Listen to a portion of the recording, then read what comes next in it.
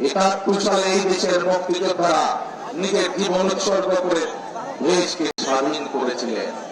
71 সালে দেশ স্বাধীন হয়েছিল। তারপরে বিভিন্ন ভাবে মানুষের ভোটের অধিকার, কথা বলার অধিকার কেড়ে নেওয়ার চেষ্টা হয়েছে। শহীদ রাষ্ট্রপতি জিয়া রহমানের সময় দেশে বহুদলীয় গণতন্ত্র চালু করলো।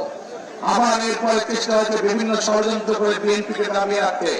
জনগণের শক্তিতে 91 সালে যখন খালেদা জিয়া সরকার গঠন করলেন, তখন উনি আবার সংসদীয় পদ্ধতির সংসদীয় ব্যবস্থা করলেন। কারণ এই ব্যবস্থার মাধ্যমে এলাকার মানুষের উন্নয়ন হয়, এলাকার উন্নয়ন হয়। এই যে আজকে আপনাদের সামনে 4 জন ব্যক্তির হাতে, এই এলাকার 4 জন মানুষের হাতে আমি ধানের শীষ তুলে দিয়েছি। তারা হচ্ছে আগামী দিনের এই এলাকার উন্নয়নের দূত। এই এলাকার মানুষের দুঃখ কষ্ট, এই এলাকার মানুষের সমস্যা, এলাকার সমস্যা, রাস্তাঘাট, স্কুল, কলেজ, হাসপাতাল, এইগুলো দেখার দায়িত্ব তাদের। কিন্তু প্রিয় ভাই বোনেরা, উপস্থিত মুরব্বীবর্গ, মা বোনেরা, কিন্তু আছে এখানে একটা। কি সেই কিন্তু? যত কাজ জমা হয়ে গেছে, এই যে ঢাকা, সিলেট, এই এলাকার বহু মানুষ লন্ডনে থাকেন না? অনেক মানুষ লন্ডন গেছে।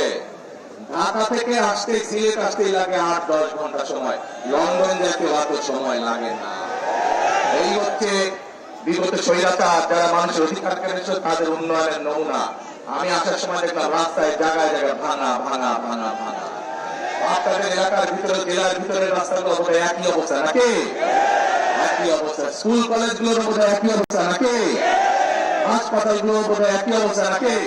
সব ভাঙে চলে গেছে। অর্থাৎ মানুষের ধন সম্পদ সব লুটপাট করে বছরের পর বিদেশে পাচার করে দিয়েছে। প্রিয় ভাই বোনেরা, যদি আগামী দিনে এই অবস্থার পরিবর্তন করতে হয়, তাহলে অতীত যখন আমরা দেখেছি সব সময় এলাকার উন্নয়ন কারা করেছে? যখনই ধানের শীষ নির্বাচিত হয়েছে, যখনই দেশে ধানের শীষের সরকার ছিল, তখনই আমরা দেখেছি এলাকার মানুষের উন্নয়ন হয়। যখনই ধানের শীষের সরকার ছিল, তখনই আমরা দেখেছি নারীদের, আমাদের মেয়েদের শিক্ষার ব্যবস্থাকে ফ্রি করে দেওয়া হয়।